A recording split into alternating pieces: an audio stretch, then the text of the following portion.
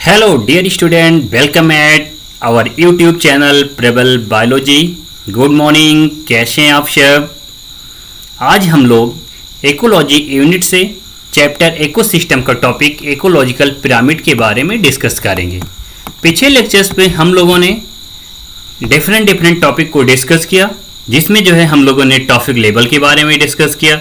अगर देखा जाए टॉपिक लेवल है क्या चीज़, तो आप अच्छी तरीके से इस पॉइंट को समझे होंगे कि टॉपिक लेवल किसी भी लिविंग ऑर्गेनिज्म का एक स्पेसिफिक प्लेस होता है। टॉपिक लेवल किसी भी लिविंग ऑर्गेनिज्म का एक स्पेसिफिक प्लेस होता है और डिपेंड किस पे होता है, depend on their source of food, source of nutrition, जिससे वो फूड को इनटेक करता है, जिससे वो फूड इनटेक करता है, उसी पे जो है किसी भी लिविंग ऑर्गेनिज्म का टॉपिक लेवल डिपेंड करता है। जैसे कोई भी इंडिविजुअल है जो फूड को इनटेक कर रहा है, तो जिस फूड को इनटेक कर रहा है वो उसका जो टॉपिक लेवल होगा, तो जिसने फूड को लिया उसके आगे का टॉपिक लेवल होगा। जैसे आपने देखा था कि जो प्रोड्यूसर होते हैं, प्रोड्यूसर तो खुद अपना जो है फूड का फॉर्मेशन करते हैं फोटोसिंथेसिस से, ठीक है। तो फूड का खुद फॉर्मेशन करते हैं तो उन्हें आप फर्स्ट टॉपिक लेवल पे बोलते हैं। किस पे बोलते हैं? फर्स्ट टॉपिक लेवल पे।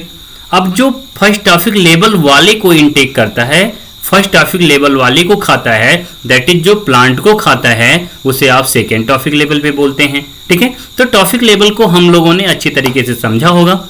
अगर जो है कोई भी कंफ्यूजन होगा तो उस लेक्चर को, जिसमें हम लोगों ने टॉपिक लेवल के बारे में, फूड चेन और फूड वेब के बारे में डिस्कस किया था, उसको आप रिवाइज कर लीजिएगा, तो सारे पॉइंट अच्छी तरीके से आपके क्लियर हो जाएंगे। और इसके साथ साथ में एक चीज़ ये भी मैं आपको बता दे रहा हूँ कि हमारे जो है सारे वीडियोज पाने के लिए हमारे जो है प्रबल बायोलॉजी के चैनल को आप सब्सक्राइब जरूर कर लें, ठीक है। और बेल आइकन का जो है बटन प्रेस जरूर कर दें, जिससे सारे वीडियोज के नोटिफिकेशन आपको मिलते रहें, ठीक है।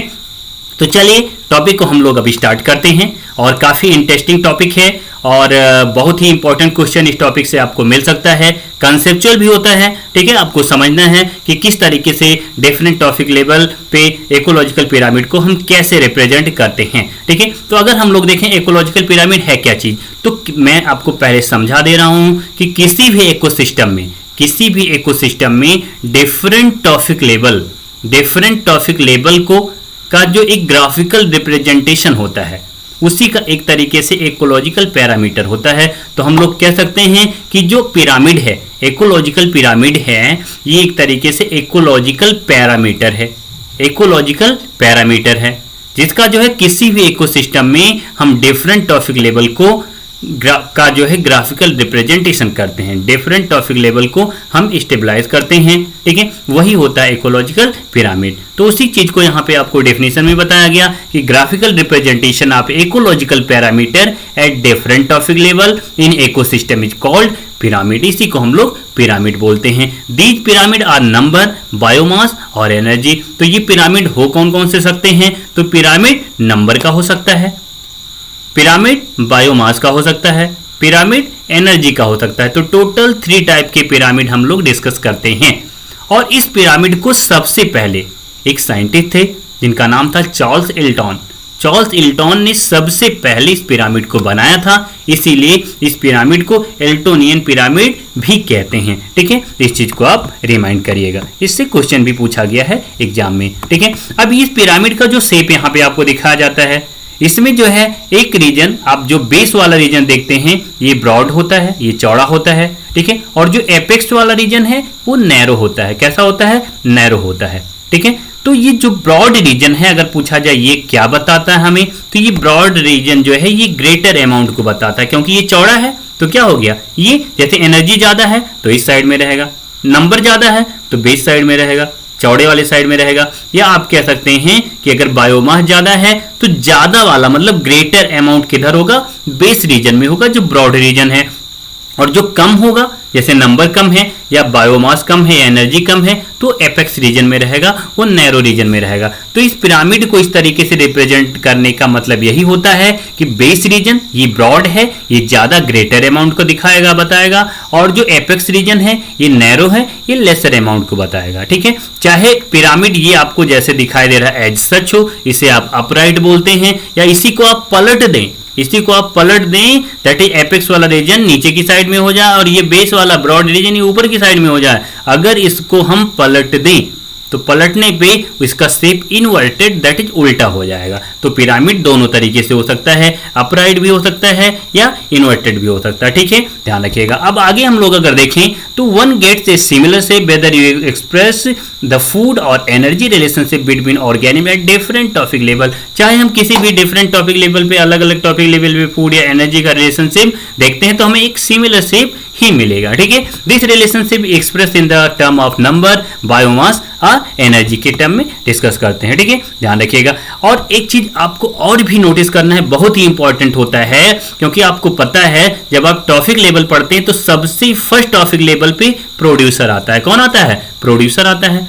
तो सबसे फर्स्ट पे प्रोड्यूसर, उसके बाद जो आरबीओस होंगे जिन्हें आप प्राइमरी कंज्यूमर बोलते हैं वो सेकेंड टॉपिक लेवल पे आएंगे। उसके बाद में जो सेकेंडरी कंज्यूमर होते हैं वो थर्ड टॉपिक लेवल पे आएंगे। ऐसे जो टर्सरी कंज्यूमर हैं वो जो है फोर्थ टॉपिक लेवल पे आएंगे। तो आप खुद सोचिए कि 1 2 3 4 ऐसे ऊपर की तरफ टॉपिक लेवल बढ़ता जा रहा है। तो सबसे नीचे की साइड में, सबसे नीचे, मैं ब्रॉड या नैरो नहीं बोल रहा हूं, सबसे नीचे की साइड में, सबसे बेस रीजन में, वो चाहे नैरो हो चाहे ब्रॉड हो, लेकिन जो है बेस रीजन में मतलब नीचे की साइड में, बेस मेरा कहने का मतलब क्या होगा, नीचे की साइड में, नीचे की साइड में बेस रीजन में हमेशा क्या होगा, प्रोड्यूसर होगा। मतलब फर्स्ट टॉपिक लेवल के इंडिविजुअल ही रखे जाएंगे नीचे सबसे। तो सबसे मतलब शुरुआत जब आप पिरामिड का करेंगे तो वहां पे फर्स्ट टॉपिक लेवल होगा, दैट इज प्रोड्यूसर होगा। उसके बाद में आपको सेकंड टॉपिक लेवल मिलेगा, फिर थर्ड टॉपिक लेवल मिलेगा। ऐसे आप जितने भी टॉपिक लेवल हैं उसको आप ऐसे रखते चले जाएंगे पिरामिड में। तो ये बहुत इंपॉर्टेंट आपके लिए समझना है कि नीचे की साइड में भाई अगर ये अपराइट बना है तो यहां कौन होगा, या इसे जो है हमने इन्वर्ट कर दिया तो क्या कौन होगा। तो नीचे की साइड में आप कह सकते हैं सबसे नीचे, मतलब शुरुआत में बेस रीजन जो होता है वो चाहे अपराइट का हो चाहे जो है इन्वर्टेड का हो। भाई अपराइट का बेस रीजन ब्रॉड होगा, अगर इन्वर्टेड है तो उसका बेस रीजन आप बोलेंगे नैरो होगा। बेस कहने का मतलब जो नीचे साइड वाला है वहां पे हमेशा प्रोड्यूसर को ही स्टेबलाइज किया जाएगा, क्योंकि हम लोग शुरुआत वहीं से करते हैं। तो इस चीज को आप समझ के रखिएगा। और एपेक्स पे सबसे ऊपर हमेशा किसे रखेंगे, टर्सरी या टॉप लेवल वाले कंज्यूमर को रखा जाएगा। ठीक है, अब इकोलॉजिकल पिरामिड टोटल 3 टाइप से हम लोगों ने डिस्कस किया, pyramid of number, pyramid of biomass and pyramid of energy. Pyramid of number जो है ये इन्वर्टेड भी हो सकता है और अपराइट भी हो सकता है। पिरामिड ऑफ बायोमास इन्वर्टेड भी हो सकता है, अपराइट भी हो सकता है, लेकिन पिरामिड ऑफ एनर्जी हमेशा, पिरामिड ऑफ एनर्जी हमेशा अपराइट ही रहेगा, सीधा ही रहेगा, उन जो है इन्वर्टेड नहीं होगा। वो ऐसा क्यों नहीं होगा, तो आपको पता है 10% एनर्जी ट्रांसफर का जो रूल आपने देखा था उसमें हमेशा प्रोड्यूसर के पास सबसे ज्यादा एनर्जी रहती है, सबसे ज्यादा, और ज्यादा मतलब चौड़ा वाला रीजन, ज्यादा मतलब चौड़ा वाला। तो चौड़ा वाला अगर जो है नीचे है तो पिरामिड कैसा हो गया, अपराइट। तो 10% अगर टॉप कॉर्नियोस है तो उसको सबसे कम एनर्जी उसके पास में पहुंचेगी, सबसे ज्यादा एनर्जी प्रोड्यूसर के पास में होती है, इसीलिए जो है इसका पिरामिड हमेशा कैसा आता है, अपराइट। अभी हम लोग देखेंगे आगे। ठीक है, तो अगर हम लोग कोई भी कैलकुलेशन करते हैं, चाहे वो जो है एनर्जी कंटेंट का करें, बायोमास का करें या नंबर का करें, ठीक है, इसमें जो है अगर देखा जाएगा तो है to include all organism at the topic level. Topic level पे सारे के सारे ऑर्गेनिज्म को इंक्लूड करेंगे, उस टॉपिक लेवल पे टोटल ओवरऑल ऑर्गेनिज्म को इंक्लूड करेंगे। अगर कुछ को करेंगे तो वो जो है पिरामिड गलत हो जाएगा, याद रखिएगा। जैसे किसी भी इकोसिस्टम में समझ लीजिए आप ग्रासलैंड इकोसिस्टम में बात कर रहे हैं, या किसी एक्वाटिक इकोसिस्टम की बात कर रहे हैं, या किसी फॉरेस्ट इकोसिस्टम की बात कर रहे हैं, तो उस इकोसिस्टम में पाए जाने वाले ओवरऑल टोटल ऑर्गेनिज्म को उस टॉपिक लेवल पे रखेंगे। जैसे फर्स्ट टॉपिक लेवल पे वहां पे पाए जाने वाले सारे के सारे प्लांट को रखेंगे, सेकेंड टॉपिक लेवल पे वहां पे पाए जाने वाले सारे के सारे हार्बियोस को रखेंगे। तो ये पॉइंट बहुत ही इंपॉर्टेंट है कि any calculation of energy content, biomass और number had to include all organism at the topic level. हम सारे के सारे को इंक्लूड करेंगे, ऐसा नहीं कि कुछ को हमें जो है देख लिया उसी पे पिरामिड बना देंगे तो हो जाएगा गलत। उस टॉपिक लेवल के उस इकोसिस्टम में ओवरऑल इंडिविजुअल ऑर्गेनिज्म को हम वहां पे इंक्लूड करेंगे। नो जनरलाइजेशन उसी चीज को एक्सप्लेन कर रहा है। No generalization we make will be true if we take only a few individual at any topic level into account. तो ध्यान रखिएगा कोई भी ऐसा जनरलाइजेशन रूल नहीं बनेगा, मतलब वो पिरामिड तरीके से परफेक्ट नहीं होगी, गलत हो जाएगी अगर उस टॉपिक लेवल में उस इकोसिस्टम में हमने कुछ इंडिविजुअल को इंक्लूड करके काउंट किया। ठीक है, याद रखिएगा। आल्सो गिवन ऑर्गेनिज्म में occupy more than one topic level simultaneously. यहां से भी क्वेश्चन आपसे उठा सकता है कि भाई जो है कोई इंडिविजुअल है, कोई ऑर्गेनिज्म है, एक साथ क्या एक से अधिक टॉपिक लेवल पे हो सकता है? तो बिल्कुल सही बात है, एक साथ में एक से अधिक टॉपिक लेवल पे हो सकता है। उसके एग्जांपल्स भी हम लोग यहाँ पे देखेंगे। ठीक है, one must remember that the topic level represent ये फंक्शनल लेवल। भाई यहाँ पे अगर हम लोग देखें तो टॉपिक लेवल क्या होता है? एक फंक्शनल लेवल होता है, not a species as such. वो केवल स्पीसीज को नहीं बताता है, उसकी फंक्शनल लेवल को बताता है, फंक्शनल लेवल को बताता है। ठीक है, और ये functional level that is topic level किस बेसिस पे बताया गया था? On the basis of source of their food. उनका फूड क्या होता है उसके बेसिस पे होता है। तो वो केवल स्पीसीज को नहीं बताएगा, वो क्या होगा? उसका फंक्शनल लेवल होगा। ये गिवन स्पीसीज में occupy more than one topic level in the same ecosystem at the same time. यहां पे आपने देखा था कि जो है कि साइमल्टेनियस मतलब एक साथ जो है कोई भी ऑर्गेनिज्म एक से अधिक टॉपिक लेवल पे हो सकता है, उसके साथ साथ में सेम इकोसिस्टम में सेम टाइम पे जो है एक कोई इंडिविजुअल एक से अधिक टॉपिक लेवल पे भी हो सकता है। तो यहाँ पे मल्टी ऑप्शनल क्वेश्चन आपसे बन सकते हैं कि एक साथ भी एक ऑर्गेनिज्म एक से अधिक टॉपिक लेवल पे हो सकता है, और सेम इकोसिस्टम सेम टाइम पे भी एक कोई ऑर्गेनिज्म एक से अधिक टॉपिक लेवल पे हो सकता है, क्योंकि ये डिपेंड करता है कि उनका जो है सोर्स ऑफ फूड क्या है, वही उनके टॉपिक लेवल को बताता है। हम लोगों ने कई बार इस पॉइंट को डिस्कस किया है। देखते हैं, ये sparrow is a primary consumer when it eat seed, fruit, peas and ये secondary consumer when it eat insect and worm. ठीक है, तो याद रखिएगा जैसे स्पैरो मतलब गौरैया, ये पक्षी है, ये प्राइमरी कंज्यूमर है जब ये दाने को खाती है, फल को खाती है, मटर को खाती है, और ये सेकेंडरी कंज्यूमर है जब उसी सेम इकोसिस्टम में सेम टाइम पे वो जो है किसको खाती है? इंसेक्ट को खाती है, किसी वर्म को खाती है। तो कहने का मतलब कि जो है एक इंडिविजुअल सेम इकोसिस्टम में सेम टाइम पे जो है एक से अधिक टॉपिक लेवल पे हो गया। अगर ये प्राइमरी कंज्यूमर था तो सेकेंड टॉपिक लेवल हो गया, अगर सेकेंडरी कंज्यूमर था तो इसका जो है थर्ड टॉपिक लेवल हो गया नहीं हो गया? तो इसी पॉइंट को ऊपर वाले पॉइंट से क्वेश्चन आपसे पूछ सकता है। याद रखिएगा कि सेम इकोसिस्टम में सेम टाइम पे एक इंडिविजुअल क्या एक से अधिक टॉपिक लेवल पे होता है, तो आप गौरैया का, स्पैरो का एग्जांपल दे सकते हैं। उसके साथ साथ में in most ecosystem all the pyramid of number of energy and biomass are upright. ये भी बहुत इंपॉर्टेंट पॉइंट है कि ओवरऑल जैसे 3 पिरामिड आपने देखा, अब तीनों में अगर हम लोग देखें कि सबसे ज्यादा जो है अपराइट होता है कि जो है इन्वर्टेड होता है, तो चाहे नंबर का देखें, एनर्जी का देखें, बायोमास का देखें, ऑल द पिरामिड को देखें, मोस्ट इकोसिस्टम में कैसा होगा? अपराइट होगा। ठीक है, that is producer are more in number and biomass than the herbivores and herbivores are more in number than the biomass than carnivores. मतलब एक दूसरे के टॉपिक लेवल को बता रहा है कि एक दूसरे से ज्यादा रहेगा, तो ऐसा अपराइट आएगा। Also energy at lower topic level is always more than at a higher level.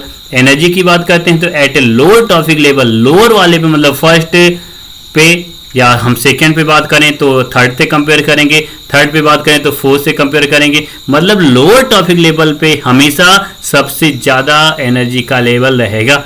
उसका रीजन क्या है? जब कोई भी इंडिविजुअल अपने टॉपिक लेवल से अपने आगे वाले टॉपिक लेवल पे एनर्जी को ट्रांसफर करता है, तो कितना ट्रांसफर करता है? केवल ओनली 10% ट्रांसफर करता है। इसीलिए लोअर टॉपिक लेवल पे एनर्जी कैसे रहेगी? हमेशा ज्यादा रहेगी। याद रखिएगा। अब हम लोग डिस्कस करते हैं यहाँ पे पिरामिड ऑफ नंबर के बारे में। किसके बारे में? पिरामिड ऑफ नंबर के बारे में। ठीक है, these pyramid are mostly upright. ये पिरामिड ज्यादातर कैसी होती है? अपराइट। लेकिन याद रखिएगा इन्वर्टेड भी हो सकती है। पिरामिड ऑफ बायोमास वो भी अपराइट के साथ साथ में इन्वर्टेड भी हो सकती है, लेकिन पिरामिड ऑफ एनर्जी हमेशा की हमेशा कैसी रहेगी? अपराइट ही रहेगी, याद रखिएगा।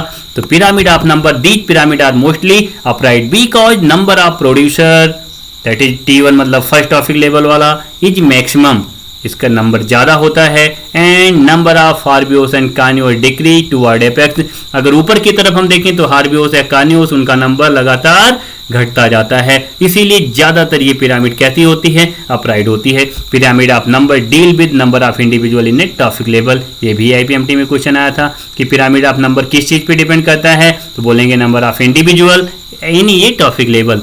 भाई किसी भी टॉपिक लेवल में कितने इंडिविजुअल हैं इसको बताता है, भाई 1000 हैं कि 1 लाख हैं कि जो है 1 करोड़ हैं, कितने जो है इंडिविजुअल हैं उस चीज़ पे डिपेंड करता है। Pyramid of number in grassland या फॉरेस्ट की बात करें या पॉन्ड की बात करें इकोसिस्टम में is upright. Pyramid of number in grassland, grassland में, फॉरेस्ट में या पॉन्ड में, इकोसिस्टम में कैसा होता है, ये कैसा होगा, अपराइट होगा, याद रखिएगा। ग्रासलैंड में, फॉरेस्ट में या पॉन्ड में, तीनों एग्जाम्पल पूछ सकता है, IPMT 2010 में आया हुआ क्वेश्चन है। ग्रासलैंड में, फॉरेस्ट में या पॉन्ड में कैसा होगा, ये अपराइट होगा, याद रखिएगा, कैसा होगा, अपराइट होगा। आप टॉपिक लेवल पे पाए जाने वाले लिविंग ऑर्गेनिज्म को के नंबर को जो है देख के, समझ के, काउंट करके आप इस पिरामिड को देख भी सकते हैं कि ग्रासलैंड या फॉरेस्ट या पॉन्ड है, जो है पिरामिड कैसा रहेगा, अपराइट रहेगा। इसका मतलब प्रोड्यूसर सबसे ज़्यादा रहेंगे। भाई किसी भी ग्रासलैंड में आप जो है काउंट कर लीजिए, वहाँ पे ग्रासेस का नंबर, पेड़ पौधों का नंबर, वहाँ पे पाए जाने वाले इंसेक्ट का नंबर, भाई प्रोड्यूसर का नंबर हमेशा ज़्यादा है। फॉरेस्ट में भी ऐसा है, पॉन्ड में भी ऐसा है, इसीलिए जो है ये पिरामिड हमेशा कैसा रहता है, इन तीनों पे अपराइट रहता है। तीनों एग्जाम्पल याद करके रखिएगा, ठीक है। जैसे यहाँ पे आपको एक फिगर से बताया गया, NCERT का एक फिगर है, pyramid of number in a grassland ecosystem, only 3 top carnivores are supported in an ecosystem based on production of nearly 6 million plant. आप खुद सोचिए कि जो है यहाँ पे आपको बता रहा है कि लगभग 6 मिलियन जो है यहाँ पे प्रोड्यूसर मतलब ये हो गए प्लांट, क्या हो गए, ये प्लांट। तो यहाँ पे जो है ये प्लांट जो हैं, और इस चीज को भी समझ के रखिएगा, यहाँ पे जो ये प्लांट को बता रहा है, अगर इनके टॉपिक लेवल की बात करता तो ये जो है रहता फर्स्ट टॉपिक लेवल, अगर यहाँ पे आप देखते तो ये हो जाता सेकेंड टॉपिक लेवल, अगर यहाँ पे आप बात करते तो ये हो जाता थर्ड टॉपिक लेवल, और यहाँ पे बात करते तो ये हो जाता फोर्थ टॉपिक लेवल।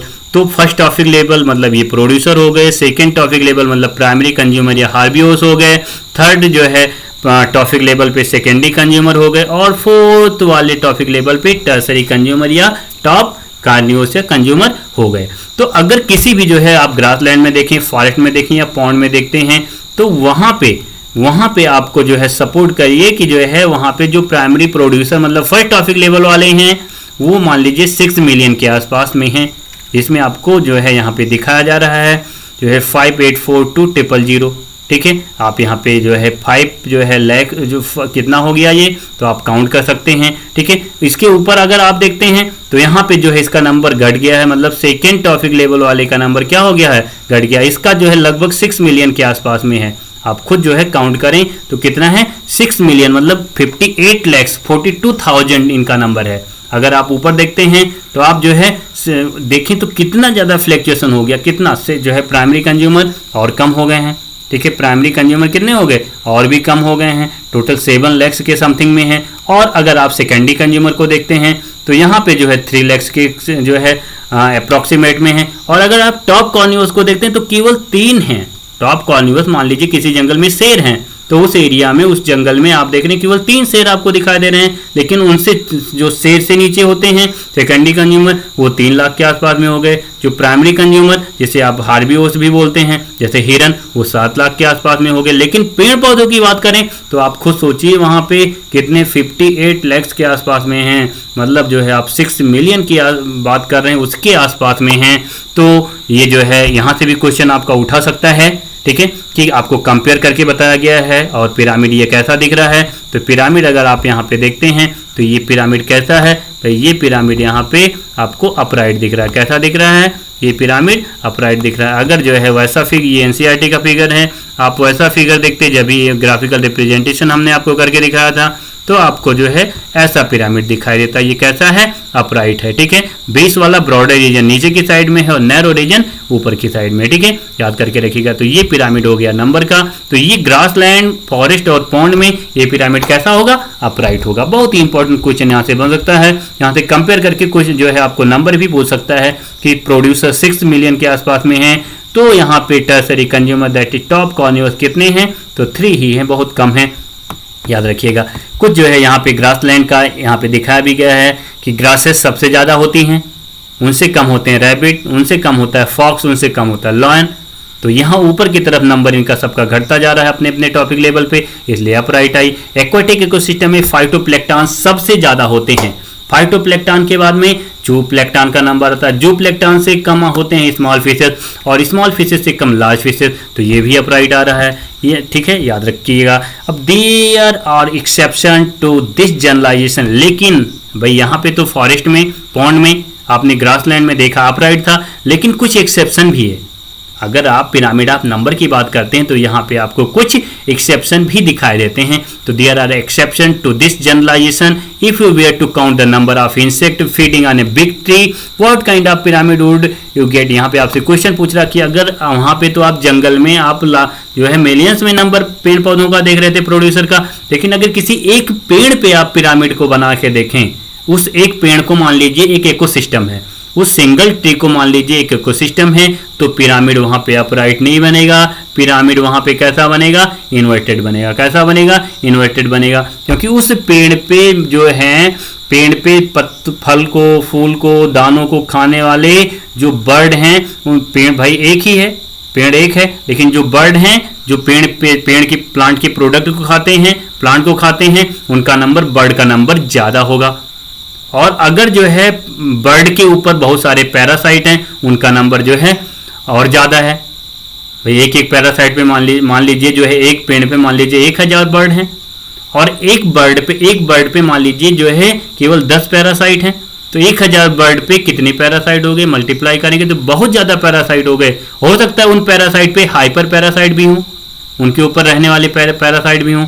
तो कहने का मतलब कि जो है अगर एक पेड़ की हम लोग बात करते हैं तो एक पेड़ पे जो है ये पिरामिड कैसा आएगा? इन्वर्टेड आएगा, याद रखिएगा। और इस चीज को आपने पहले देखा था, प्रोड्यूसर हमेशा नीचे की साइड में बेस रीजन में ही रहेगा, ठीक है। पिरामिड का बेस नहीं, ब्रॉडर रीजन नहीं, पूरे स्ट्रक्चर का बेस मतलब डाउनवर्ड रीजन पे हमेशा फर्स्ट टॉपिक लेवल वाले प्रोड्यूसर को दिखाया जाएगा। तो यहाँ पे पिरामिड कैसा हो गया? एनसीईआरटी का क्वेश्चन था, याद रखिएगा। अगर सिंगल ट्री पे देखा जाए, याद रखिएगा, मोस्ट इंपॉर्टेंट क्वेश्चन आपके एग्जाम में बन सकता है। अगर हम लोग सिंगल ट्री पे देखते हैं तो पिरामिड अपराइट के बजाय कैसा हो जाएगा? इन्वर्टेड हो जाएगा। देखेंगे, now add an estimate of the number of small bird depending on the insect as also the number of larger bird eating the smaller. इसके बारे में भी आपसे सोच के क्वेश्चन इसको कर सकते हैं।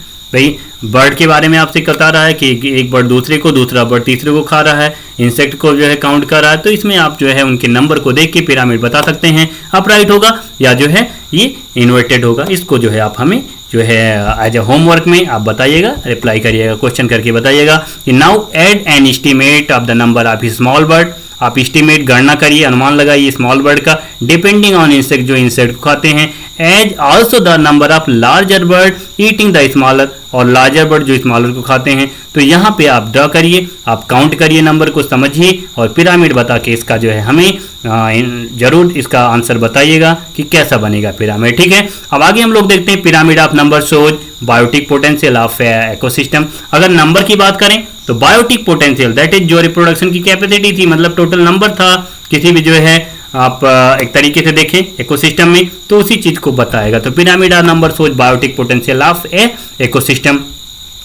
Maximum number of producer are present in aquatic ecosystem. अगर नंबर की हम बात करते हैं प्रोड्यूसर की, तो सबसे आप सोच रहे होंगे कि भाई सबसे ज्यादा पेड़ पौधे तो जंगलों में होते हैं, लेकिन ऐसा नहीं, पे आप किसी भी तालाब में जाके देखें, एल्गी को देखें, आप वहाँ पे छोटे छोटे फाइटोप्लैंक्टन को देखें, जो है अगर उस हम जो है एरिया में देखें, पर यूनिट एरिया में देखें, तो जो है किसी लैंड एरिया पे की कंपेरिजन में एक्वेटिक इकोसिस्टम में प्रोड्यूसर का नंबर सबसे ज़्यादा होता है। ये समझ लेना इसलिए इंपॉर्टेंट है क्योंकि अगर इसमें मैक्सिमम नंबर से क्वेश्चन पूछ लिया और एक्वेटिक इकोसिस्टम दे दिया, ग्रासलैंड दे दिया, फॉरेस्ट दे दिया, तो आपको कंफ्यूजन हो जाएगा, आप काउंट करने लगेंगे और सोचेंगे भाई जंगल तो बहुत बड़े होते हैं, वहाँ पे पेड़ पौधे बहुत ज़्यादा होते हैं, या ग्रासलैंड में घासें बहुत ज़्यादा होती हैं। तो इस चीज को सोचिएगा, आप खुद सोचिए कि छोटे छोटे फाइटोप्लैंक्टन, एल्गी, बहुत सारे ऐसे एक्वेटिक प्लांट होते हैं जो पर यूनिट एरिया में लैंड प्लांट की कंपेरिजन में ज्यादा होते हैं। मोस्ट इंपॉर्टेंट क्वेश्चन बन सकता है। तो maximum number of producer are present इन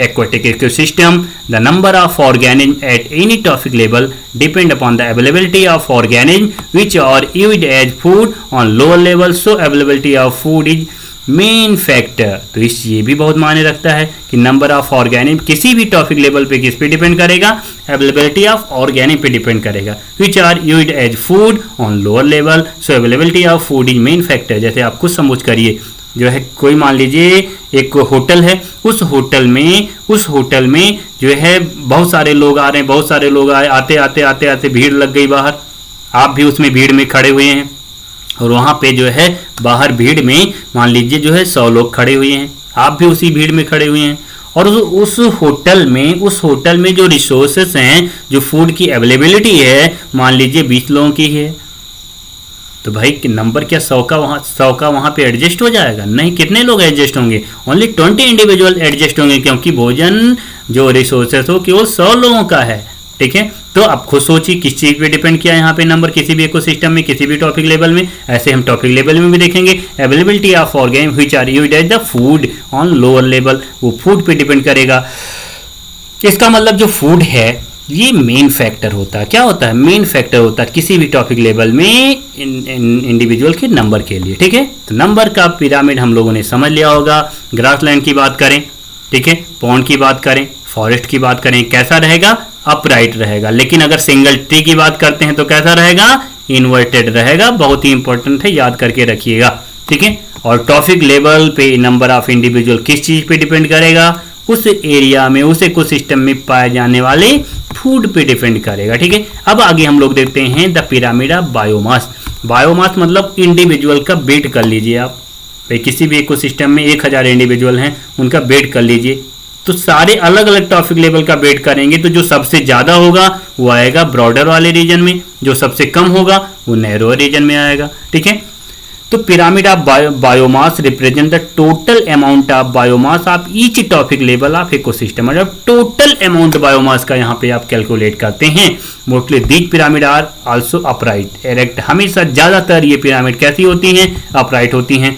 जैसे ट्री इकोसिस्टम, फॉरेस्ट इकोसिस्टम, कहीं पे भी आप निकालेंगे तो आपको ट्री इकोसिस्टम में भी और फॉरेस्ट इकोसिस्टम में भी ये अपराइट ही रहेगा।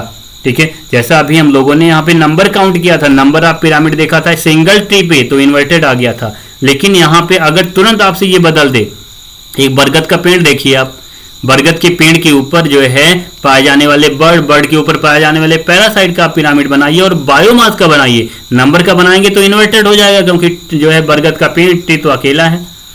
लेकिन अगर आप बायोमास का बनाते हैं तो आप वजन कर लीजिए, तौल लीजिए भाई, बरगद के पेड़ का वजन कर लीजिए, कितना होगा आप खुद सोचिए, बहुत ज्यादा होगा भाई, बहुत बड़ा हो गया पेड़, आप तौलेंगे कैसे? उसका वेट बहुत ज्यादा होगा। आप कह सकते हैं कि ट्री, अगर बायोमास देखते हैं तो ट्री, एक सिंगल ट्री, कोई भी पेड़ है, उनका बहुत ज्यादा होगा प्रोड्यूसर का weight in comparison to bird present on there. तो वहां पे पाए जाने वाले जो बर्ड है उनकी कंपेरिजन में पेड़ का बायोमास बहुत ज्यादा है, और बर्ड की कंपेरिजन में पैरासाइट का बायोमास और भी कम है, क्योंकि वो और भी छोटे होते हैं। ठीक है, तो यहाँ पे याद रखिएगा, अगर एक सिंगल ट्री पे पूछा जाए नंबर का तो इन्वर्टेड, लेकिन अगर बायोमास का पूछा जाए तो बोलेंगे कैसा होगा? वो अपराइट ही होगा। ग्रासलैंड में भी देखें, ग्रासेस का वेट बहुत ज्यादा होगा, रैबिट तो कुछ ही होंगे, लेकिन घास, पेड़ पौधे छोटे छोटे बहुत ज्यादा होंगे, तो इनका बहुत ज्यादा, रैबिट ज्यादा होंगे, रैबिट की कंपेरिजन में फॉक्स कम है, तो उनका वेट जो है टोटल ओवरऑल एक एक की नहीं बात की जा रही, यहाँ एक ग्रासेस या एक रैबिट की बात नहीं कर रहा, उस इकोसिस्टम या उस टॉपिक लेवल पे ओवरऑल इंडिविजुअल को काउंट कर रहा है अपने अपने टॉपिक लेवल में। मतलब रैबिट मान लीजिए किसी ग्रासलैंड में, तो वहां पे जो रैबिट है तो सारे रैबिट को जो है आप बायोमास निकाल रहे हैं। फॉक्स है तो ओवरऑल सारे बायोमास का फॉक्स निकाल लें, अगर कुछ का निकालेंगे तो पिरामिड गलत हो जाएगा। हमने जो है वो पहले ही पढ़ा था कि ऐसा कोई भी जनरलाइजेशन नहीं बनेगा, ठीक है। तो ग्रासेस का वेट जो है बायोमास ज्यादा है in comparison total rabbit, income और जो है रैबिट का बायोमास ज्यादा है इन कंपेरिजन टोटल फॉक्स, और लायन तो बहुत कम ही है, वहां पे 1 2 3 ही है, तो जो है इनका सबसे कम हो जाएगा। तो इसका भी पिरामिड कैसा आया, अपराइट ही आया। Pyramid of biomass in aquatic ecosystem is inverted. अब एक्वाटिक इकोसिस्टम में बायोमास का देखते हैं तो ये पलट जाएगा, क्योंकि यहाँ पेड़ पौधों को आप तौल रहे थे, लेकिन आप किसी समंदर में चले जाइए भाई, किसी आप बड़े बड़े रिवर में चले जाइए, किसी समंदर में चले जाइए, तो वहां पे प्रोड्यूसर तो वहां पे एल्गी हैं, प्रोड्यूसर तो फाइटोप्लैंक्टन छोटे छोटे वाले हैं।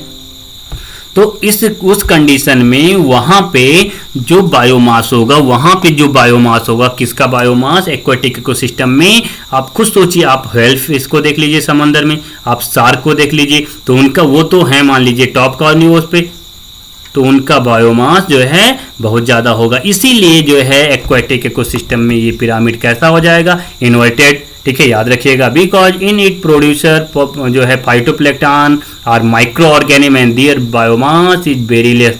एक्वाटिक इकोसिस्टम में जो फाइटोप्लैंक्टन है, ये माइक्रो ऑर्गेनिज्म है, इनका जो वेट है बायोमास है ये कम होता है। लेकिन फिशेज जो है बड़ी बड़ी फिशेज जो है फर्स्ट सेकंड और टॉप कॉर्नियोस पे जो है थर्ड टॉपिक लेवल पे, उनका सबका वेट बहुत ज्यादा होता है। तो pyramid of biomass in sea is generally inverted. ये पिरामिड कैसा, inverted, because the biomass of fishes for exceeded that of phytoplankton. Phytoplankton की कंपेरिजन में इनका बायोमास कैसा है, ज्यादा है, ठीक है, याद रखिएगा। जैसे फर्स्ट टॉपिक लेवल पे फाइटोप्लैंक्टन, इनका बहुत ही कम वेट है, बायोमास है। सेकेंड पे जूप्लैंक्टन, इनका जो है इनसे तो ज्यादा है लेकिन और लोगों से कम है। थर्ड टॉपिक लेवल पे अगर आप देखें, थर्ड टॉपिक लेवल पे स्मॉल फिशेस हैं, और फोर्थ टॉपिक लेवल पे लार्ज फिशेस हैं, इनका बायोमास सबसे ज्यादा होगा। तो पिरामिड कैसा हो गया, इन्वर्टेड हो गया। एनसीईआरटी का फिगर यहाँ पे आपको दिखाया गया है, एनसीईआरटी का फिगर यहाँ पे दिखाया गया कि प्राइमरी कंज्यूमर और प्राइमरी प्रोड्यूसर जो हैं ये केवल 4 ही। कहाँ पे, inverted pyramid of biomass, small standing crop of phytoplankton support large standing crop of जूप्लैंक्टन, ठीक है। तो याद रखिएगा, जो यहाँ पे जो है आपको बता रहे इन्वर्टेड पिरामिड बायोमास का है कहाँ पे, small standing crop of phytoplankton, मतलब ये एक्वाटिक की बात कर रहा, phytoplankton supported large standing crop of जूप्लैंक्टन। जूप्लैंक्टन जो है उनका जो है आप बायोमास ज्यादा देखेंगे, लेकिन प्रोड्यूसर का बायोमास बहुत ही कम होगा, ठीक है, याद रखिएगा। Pyramid of lake on the basis of biomass, अगर लेक का पिरामिड देखें तो ये पिरामिड जो है यहाँ पे आपको लेक मतलब किसी झील में देखते हैं, तो आप खुद सोचिए वहां पे फाइटोप्लैंक्टन का तो वेट कम है, फाइटोप्लैंक्टन का वेट क्या है, कम है। लेकिन जो बड़ी मछलियां हैं उनका वेट ज्यादा हो गया। लेकिन कुछ ऐसे ऑर्गेनिज्म हैं जो उन मछलियों को भी खाते हैं, उनका जो है अगर आप देखें तो नंबर कम है। भाई ये देखिए, फर्स्ट फिर से मैं आपको बता रहा हूँ, ये एक तरीके से इस पिरामिड को बोलते हैं स्पिंडल शेप। कैसा बोलेंगे, स्पिंडल शेप। तो अगर हम लोग बायोमास का किसी लेक में देखते हैं पिरामिड, तो यहाँ पे हमें स्पिंडल शेप मिलेगा, ना इन्वर्टेड रहेगा, ना आपको यहाँ पे अपराइट दिखाई देगा। आप खुद देखिए, सेकेंड टॉपिक लेवल वाला ज्यादा ब्रॉड है इन कंपेरिजन टू जो है फर्स्ट टॉपिक लेवल या थर्ड टॉपिक लेवल। रीजन क्या है, क्योंकि सेकेंड टॉपिक लेवल पे पाए जाने वाले फिशेस बहुत ज्यादा हैं, बहुत लार्ज अमाउंट में इनका नंबर है, तो इनका नंबर ज्यादा है तो वेट भी इनका ज्यादा हो जाएगा ओवरऑल। लेकिन प्रोड्यूसर फाइटोप्लैंक्टन कम है, उनका वेट कम है, और इनकी कंपेरिजन में जो बड़ी मछलियां हैं जो इनको खाती हैं, इनका नंबर तो ज्यादा था लेकिन बड़ी मछलियों का नंबर कम है, इसलिए इनका बायोमास क्या हो जाएगा, कम हो जाएगा। इसीलिए यहाँ पे शेप कैसा मिलेगा, स्पिंडल शेप मिलेगा, ठीक है, कैसा मिलेगा, स्पिंडल शेप यहाँ पे मिलेगा, रिमाइंड करिएगा। तो इसीलिए सबसे इंपॉर्टेंट होता है इस चीज को समझना कि पिरामिड ऑफ बायोमास हो गया या पिरामिड आपने नंबर का देखा, ठीक है। अब आपका बच रहा है पिरामिड ऑफ एनर्जी, किस चीज का, पिरामिड ऑफ एनर्जी का बच रहा है। और ये भी बहुत इंपॉर्टेंट होता है पिरामिड ऑफ एनर्जी के बारे में। अगर हम लोग देखें यहाँ पे तो पहले ही आपको हमने डिस्कस किया और इस चीज को बताया कि pyramid of energy is always upright. कैसा रहेगा? अपराइट रहेगा। कैन नेवर बी इन्वर्टेड, कभी भी इन्वर्टेड नहीं रह सकता। रीजन क्या है? क्योंकि 10% ही एनर्जी आगे की टॉपिक लेवल में पहुंचती है। Because when energy flow from ये trophic level flow from a particular topic level to the next topic level, some energy is always lost as heat at each step according to 10% law of Lindemann। आपने देखा होगा। therefore top consumer like lion etc और ecologically weakest, सोचिएगा energy उनके पास कम पहुंची इसलिए ecologically कैसे हैं वो? weakest, but physically they are strong। आप खुद देखिए, बैठे एक शेर आ गया तो क्या करेंगे भाई? कहीं जा रहे थे रास्ते में और आपको एक जो है शेर दिख गया तो क्या करेंगे? आप सोचेंगे भाई मैं तो पढ़ के आया हूं, उनको तो 10% एनर्जी मिल रही है, उनको 10% एनर्जी मिल रही है, लेकिन वो इकोलॉजिकली वीकेस्ट हैं, लेकिन भाई वो फिजिकली कैसे हैं? बहुत ही स्ट्रांग होते हैं। ईच बॉडी, और क्या रीजन इसका है आप सोचिएगा और डिस्कस करिएगा हमसे, ठीक है। Each bar in energy pyramid indicate the amount of energy present at each trophic level in a given time or annually per unit area में आप निकालते हैं। However, there are certain limitation of ecological pyramid such as it does not take into account the same species belonging to more trophic level। ठीक है, तो एक तरीके से देखा जाए कुछ लिमिटेशन भी होती हैं क्योंकि जो है सेम स्पीसीज एक से अधिक टॉपिक लेवल पे बिलोंग करता है। ठीक है, याद रखिएगा। जब भी आप स्पैरो का एग्जांपल आपने देखा था, 2 टॉपिक लेवल वहां पे आपको दिखा दिए थे। तो it assume a simple food chain, something that almost never exist in nature, it does not accommodate as food web। ठीक है, तो अगर आप देखें it assume a simple food chain, आप फूड चेन को एज्यूम करते हैं, लेकिन मैंने शुरू में आपको बताया था नेचर में एग्जिस्ट नहीं करता, केवल फूड वेब ही होता है। ठीक है, एक तरीके से आप देखें तो नेचर में फूड चेन जो है एक तरीके से एग्जिस्ट नहीं करता क्योंकि वो हाइपोथेटिकल था, लेकिन जो है फूड चेन में आप देखेंगे तो आसानी से आपको पिरामिड समझ में आ जाएगा। लेकिन फूड वेब में इट डज नॉट एकोमोडेट ये फूड वेब, लेकिन किसी भी पिरामिड को अगर फूड वेब में आप देखते हैं तो वहां पे आपको उलझा वो दिखाई देगा। ठीक है, इतना ज़्यादा कुछ उस पर मतलब नहीं है उस पॉइंट से। लेकिन अब आगे आपको ये सोचना है इकोलॉजिकल पिरामिड में जो एनर्जी की पिरामिड है ये सबसे ईजियर है क्योंकि हमेशा अपराइट होगी।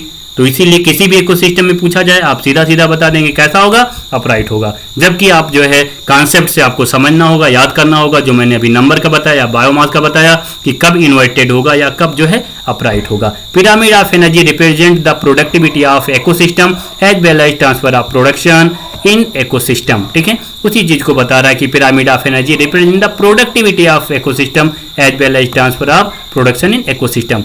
आप खुद देखिए यहाँ पे जो है कि एग्जांपल से बताया गया है। An ideal pyramid of energy observe that primary producer convert only 1% of the energy in the sunlight available to them into NPP. Net primary productivity जो है केवल 1% एनर्जी में कन्वर्ट होता है सनलाइट का। अब टोटल प्राइमरी प्रोड्यूसर के पास में मान लीजिए 10,000 जूल एनर्जी है, तो अपनी टॉपिक नेक्स्ट टॉपिक लेवल में 10% ही देते जाएंगे, तो सेकेंड टॉपिक लेवल में उनको मिलेगा 1000 जूल और थर्ड टॉपिक लेवल पे 100 जूल और टॉप कॉर्निवस को 10 जूल ही एनर्जी मिलेगी, याद रखिएगा। ठीक है, तो फ्रेश बेट और ड्राई बेट कुछ पॉइंट आपको यहाँ पे मिलेंगे। फ्रेश बेट और ड्राई बेट और biomass can be used for construction of ecological pyramid but rate of energy can not be used. ठीक है, तो फ्रेश बेट या ड्राई बेट या biomass can be used for construction of ecological pyramid but rate of energy can not be used.